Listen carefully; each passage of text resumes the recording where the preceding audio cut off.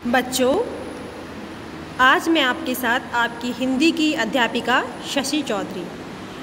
तो बच्चों, आज हम कक्षा 8 के पाठ 7 क्या निराश हुआ जाए इस पाठ का अध्ययन करेंगे।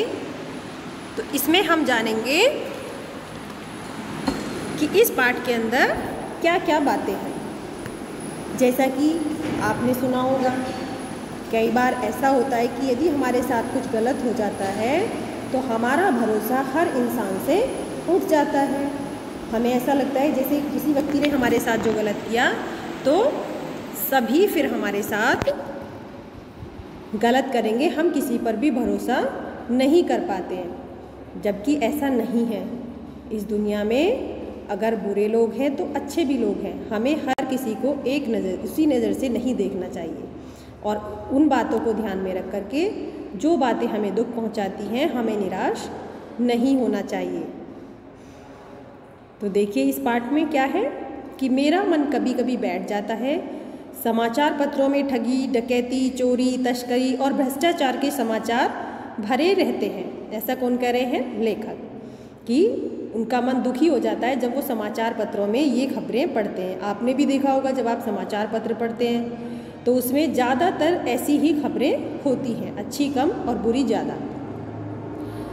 आरोप प्रत्यारोप का कुछ ऐसा वातावरण बन गया है कि लगता है जैसे देश में कोई ईमानदार आदमी रह ही नहीं गया है। हर व्यक्ति संदेह की दृष्टि से देखा जा रहा है। जो जितने ही ऊंचे पद पर है उसमें उतने ही अधिक दोष पाए जाते हैं। यानी कि जिसके पास जितने ज़्यादा अधिकार हैं, जो जितनी ऊंची पोस्ट पर है, उसमें उतने ही दोष होते हैं।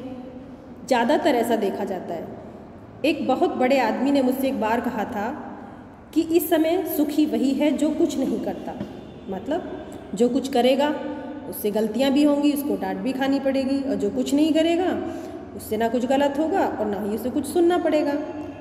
तो जो कुछ भी करेगा उसमें लोग दोष, और अगर वो कुछ कर रहा है तो उसमें लोग उसकी बुराइयां खोजने लगेंगे, दोष। ये नहीं कि वो कोशिश कर रहा है कुछ करने की। उसके सारे गुण भुला दिए जाएंगे और दोषों को बढ़ा चढ़ाकर दिखाया जाने लगेगा, है ना। यानी उसमें जो अच्छाइयाँ होंगी उनको नज़रअंदाज कर दिया जाएगा और जो उसमें बुराइयाँ होंगी उनको बढ़ा चढ़ाकर बताया जाएगा। दोष किस में नहीं होते? सब में होते हैं। आप में भी, हम में भी दोष भी होते हैं और अच्छाइयाँ भी होती हैं।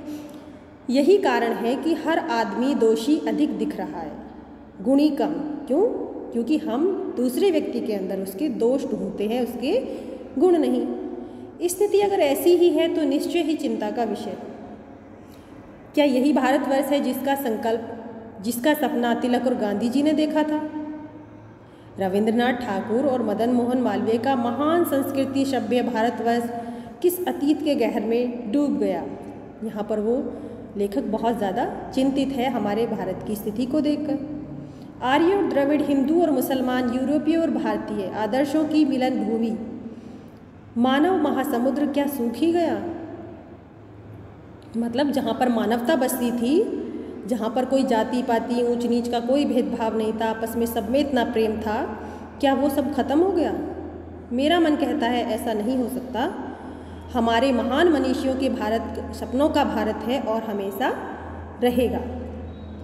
यह सही है कि इन दिनों कुछ ऐसा माहौल बना है कि ईमानदारी से मेहनत करके जीविका चलाने वाले निरीह और भोले भाले श्रमजीवी पिस रहे हैं। जीविका मतलब अपने जीवन की गाड़ी को चलाने वाले, अपने जीवन का निर्वाह करने वाले, और श्रमजीवी जो मेहनत करने वाले लोग हैं, और झूठ तथा फरेब का रोजगार करने वाले फल फूल रहे हैं।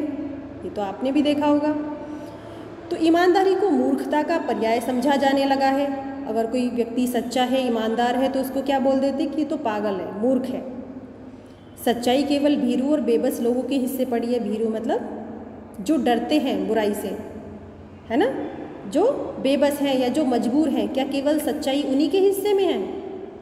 ऐसी स्थिति में जीवन के महान मूल्यों के बारे में लोगों की आस्था ही हिलने लगी है। जब ऐसा सब कुछ देखते हैं तो आस्था, विश्वास, भरोसा हमारा सबसे उठने लगता है। भारतवर्ष ने कभी भी भौतिक वस्तुओं के संग्रह को बहुत अधिक महत्व नहीं दिया है। हमारी भौतिक वस्तुएं क्या हैं? जो हमारी सुख सुविधाओं की वस्तुएं, जिनको आज हम बहुत ज़्यादा महत्व देते हैं। उसकी दृष्टि से मनुष्य के भीतर जो महान आंतरिक गुण स्थिर भाव से बैठा हुआ है वही चरम और परम है। लोभ, मोह, काम, क्रोध आदि विचार मनुष्य में स्वाभाविक रूप से विद्यमान रहते हैं। यानी कि ये जो सारे विचार हैं ये हम सबके अंदर होते हैं, पर हमें उन्हें प्रधान शक्ति मान लेना और अपने मन तथा बुद्धि को उन्हीं के इशारे पर छोड़ देना बहुत बुरा आचरण है। यानी कि हम अगर कुछ गलत कर रहे हैं तो हम ये सोच लें कि नहीं यही लिखा है हमारी किस्मत में, तो या हमको तो यही करना है, तो वो गलत है। या हम किसी गलत चीज़ को ज़्यादा बढ़ावा दे रहे हैं तो वो भी गलत है। हमें अपनी शक्ति को अच्छे कार्यों में लगाना चाहिए, अच्छी बातों में, अच्छे आचरण में। भारतवर्ष ने कभी भी उन्हें उचित नहीं माना, उन्हें सदा संयम के बंधन में बांध कर रखने का प्रयत्न किया है, परंतु भूख की उपेक्षा नहीं की जा सकती। बीमार के लिए दवा की उपेक्षा नहीं की जा सकती। उपेक्षा मतलब उसको नज़रअंदाज नहीं किया जा सकता। यदि कोई भूखा है तो उसको खाना चाहिए, कोई बीमार है तो उसको दवा भी चाहिए। गुमराह को ठीक रास्ते पर ले जाने के उपायों की उपेक्षा नहीं की जा सकती। यानी अगर कोई गलत कार्य कर रहा है, कोई गलत राह पर जा रहा है, तो इसका मतलब ये नहीं कि हम उसको उस राह पे छोड़ दें कि अपने आप भरेगा, भुगतेगा। हमें कोशिश करनी चाहिए कि हम उसको ठीक रास्ते पर ला सकें।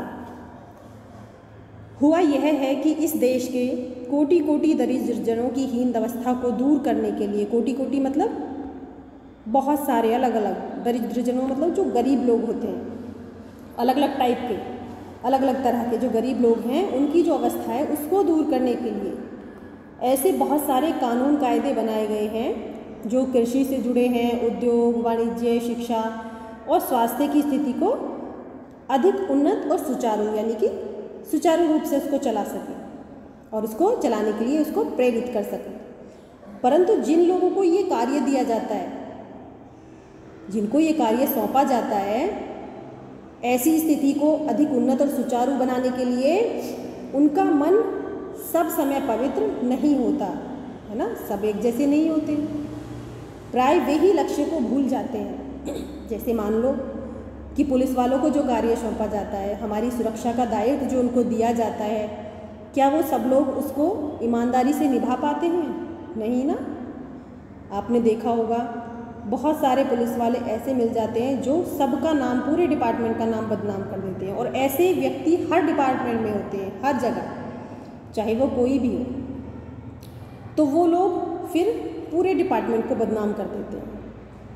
प्राय वो ही अपना लक्ष्य भूल जाते हैं और अपनी ही सुख सुविधा की ओर ज़्यादा ध्यान देने लगते हैं। यानी कि उनको अपनी इतनी सुख सुविधाओं की इतनी भूख पड़ जाती है कि उनके लिए जो उनकी तनख्वाह होती है, उनकी सैलरी होती है, वो कम लगने लगती है और वो गलत तरीके से पैसा कमाने लगते हैं, और उनको जितना ज़्यादा वो कमाते हैं उतना ही वो कम लगने लगता है।